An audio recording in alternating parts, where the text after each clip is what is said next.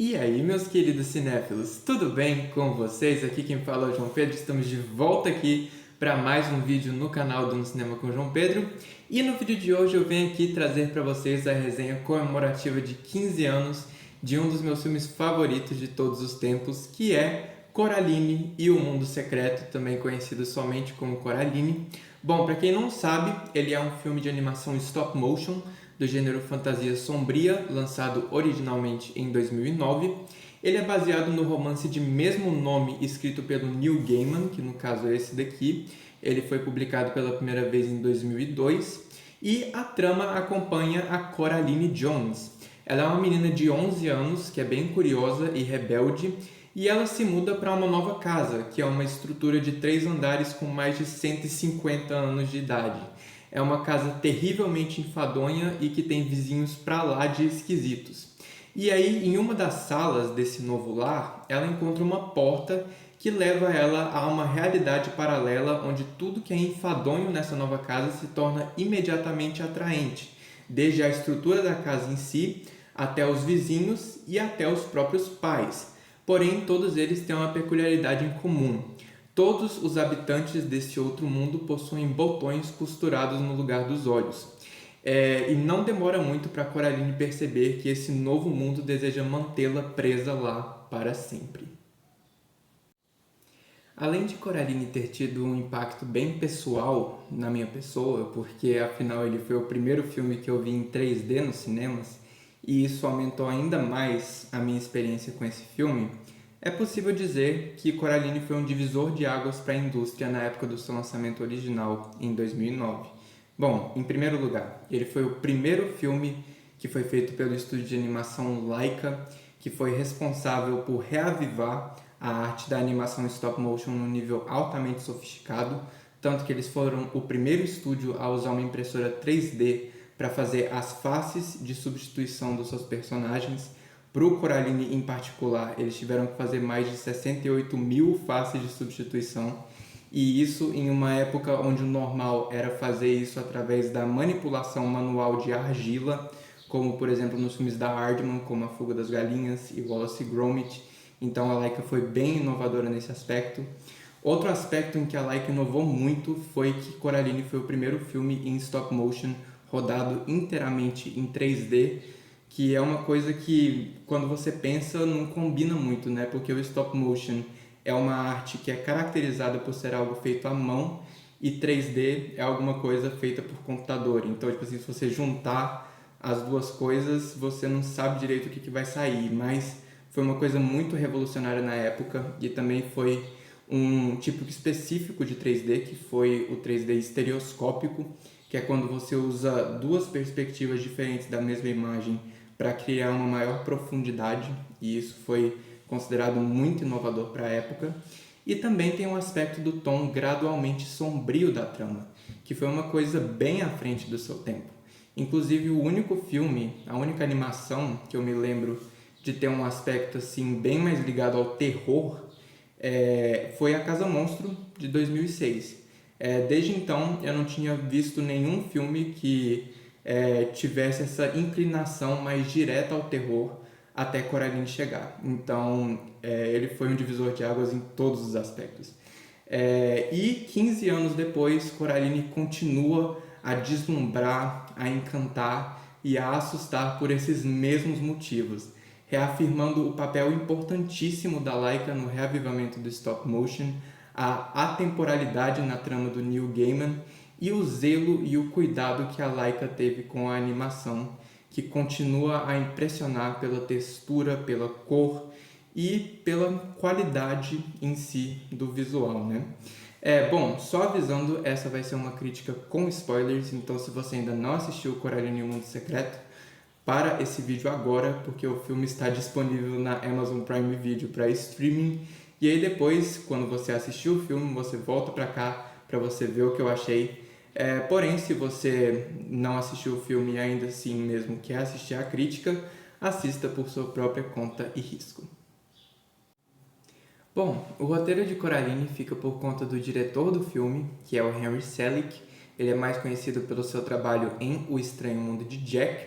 E aqui ele não só consegue capturar perfeitamente o tom da obra original do Neil Gaiman, o que acaba permitindo que Coraline seja uma porta de entrada perfeitamente adequada para o gênero do terror, mas ele também consegue refletir muito bem o arco narrativo da sua protagonista, levando aí ao desenvolvimento de temáticas que são universais, que conseguem se comunicar com qualquer público em qualquer época. E isso é muito bom porque isso prova que esse filme consegue resistir ao teste do tempo. Então isso é maravilhoso.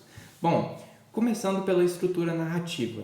Ela em si não é original, porque dá para ver claramente as influências que o filme tem em O Mágico de Oz, que são influências que são até refletidas no visual. Porém, a maneira com que a trama é conduzida, evoluindo de um tom leve e convidativo, que vai ficando gradualmente mais sombrio e assustador, isso é um verdadeiro destaque de Coraline, porque inclusive é uma marca registrada do próprio Henry Selick. Porque, venhamos e convenhamos, O Estranho Mundo de Jack também não é um filme para crianças, é um filme que tem ali uma vibe bem sinistra e é bem surpreendente, considerando que é O Estranho Mundo de Jack, pelo menos, né? É um filme da Disney. Então, o fato deles terem contratado o diretor de O Estranho Mundo de Jack para comandar Coraline não é nenhuma coincidência.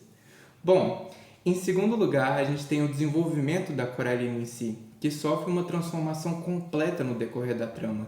E pode-se dizer que o filme serve como uma jornada de amadurecimento para ela.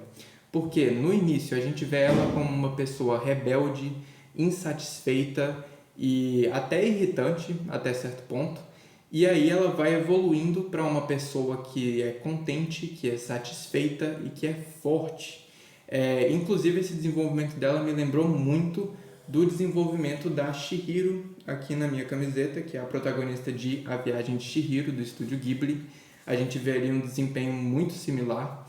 Porém, uma coisa bem interessante em Coraline é como o ponto de vista do espectador pode mudar com o passar do tempo, né? Tipo assim, com uma idade mais avançada. Porque agora, quando eu vi o filme no relançamento dos cinemas que teve agora em comemoração aos 15 anos, eu entendi muito o ponto de vista dos pais dela. Porque você vê ali aquelas duas pessoas altamente ocupadas, fazendo o máximo que elas podem para trazer uma vida boa para a filha, e ela simplesmente não aprecia isso no início, né? Ela vai começando a apreciar no decorrer da trama. Ela precisa viajar para outro mundo para ela conseguir apreciar os pais dela no mundo real. Isso é uma coisa tipo genial. E essa mudança de perspectiva que ocorre com a gente, né, ao passar o tempo e a gente revisitar o filme, também ocorre com a própria Coraline.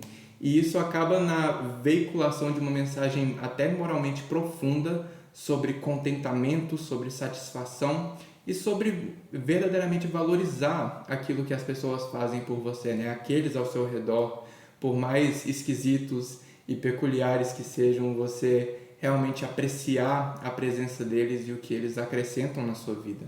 E isso é uma temática bem profunda para um filme infantil, então isso é outra coisa que Coraline é absolutamente inovador e original no aspecto das animações da época de 2009, né, no caso. Um truque que é presente no roteiro que é bem eficaz para mudar a perspectiva do espectador em relação ao filme é o uso muito inteligente da exposição que é quebrado pelo humor ou pela excentricidade. Ou seja, são cenas onde personagens constatam informações que são muito importantes, mas essas informações ficam em segundo plano devido à situação em que essas informações estão inseridas, né? E no caso do espectador revisitar o filme, essas informações se tornam mais visíveis. A situação fica em segundo plano e a informação fica ali bem mais clara, bem mais visível. Dois exemplos disso dentro do Coraline. Bom, primeiro, a canção que o outro pai canta na primeira visita da Coraline ao outro mundo. O que chama a atenção, em primeiro lugar naquela cena, é o aspecto visual, porque afinal a gente vê ali um outro pai completamente diferente do pai da Coraline no mundo real, tanto na fisicalidade dele quanto na vivacidade, né? Porque ele é uma pessoa muito mais viva, muito mais alegre, muito mais animada. E também tem todo o aspecto visual, porque você tem ali um piano que conduz ali todos os movimentos do outro pai e é uma cena bem divertida, bem lúdica.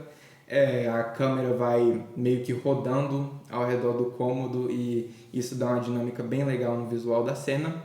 Porém, quando você revisita o filme, você presta um pouquinho mais de atenção na letra.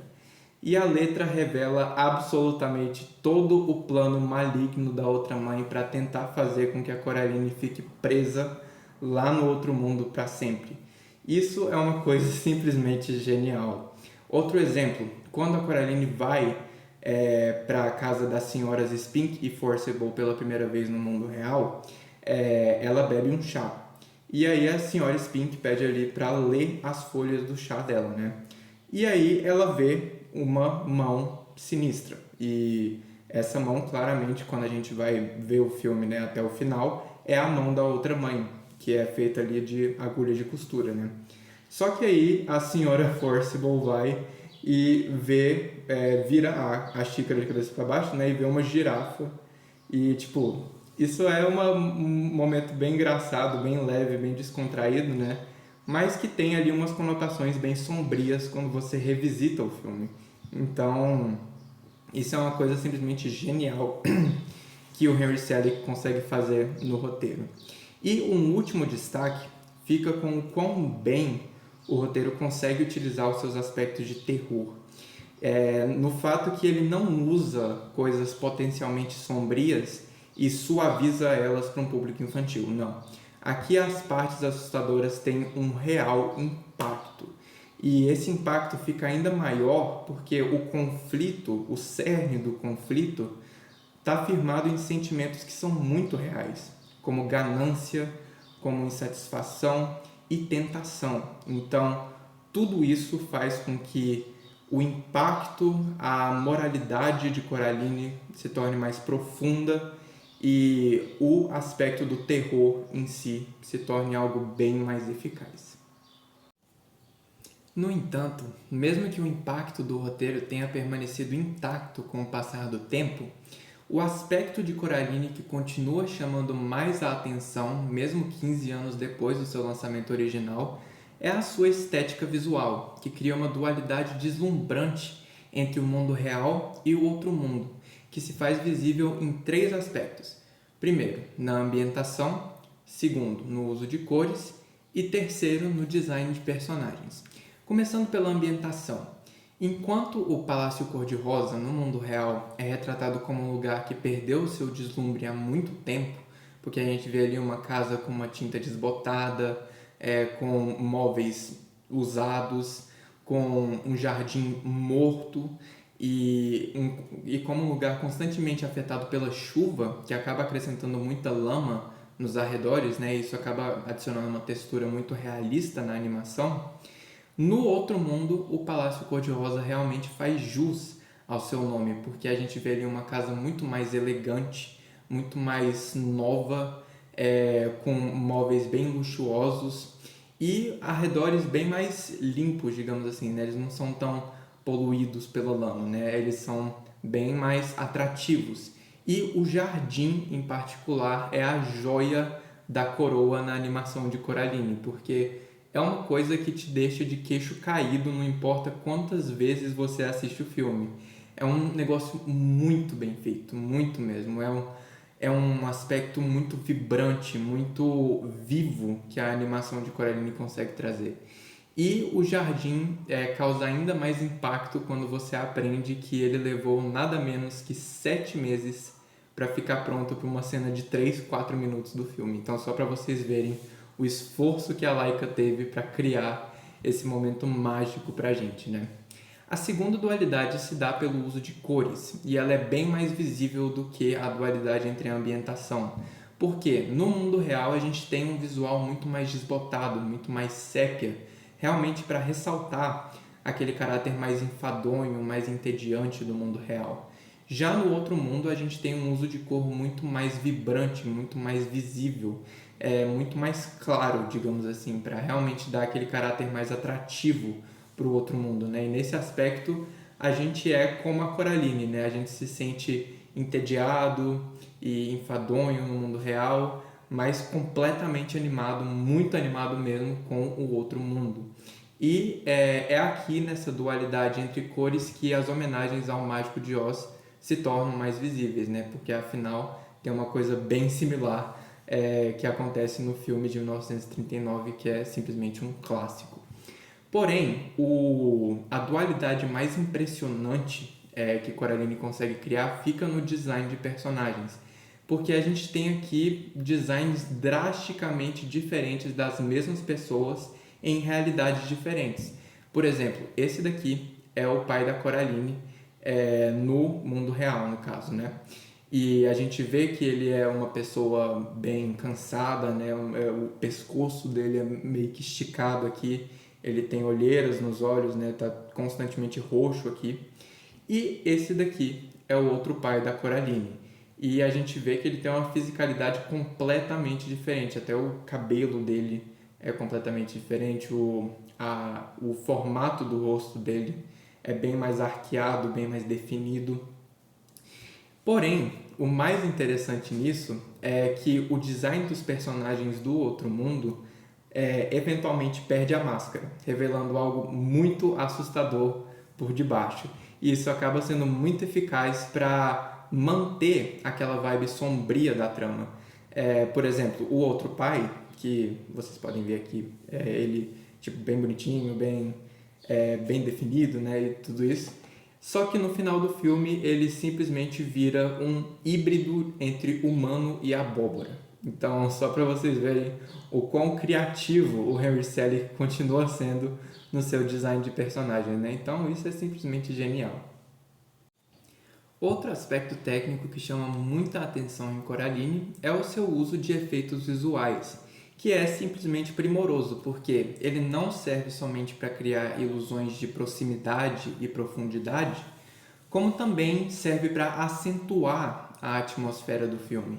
E algo que realmente destaca Coraline em meio a outros filmes que também são lançados em 3D é o fato dos efeitos ressaltarem a estética feita à mão do stop motion, ao invés de tornar claro que o que a gente está vendo na tela é algo que foi gerado por computador.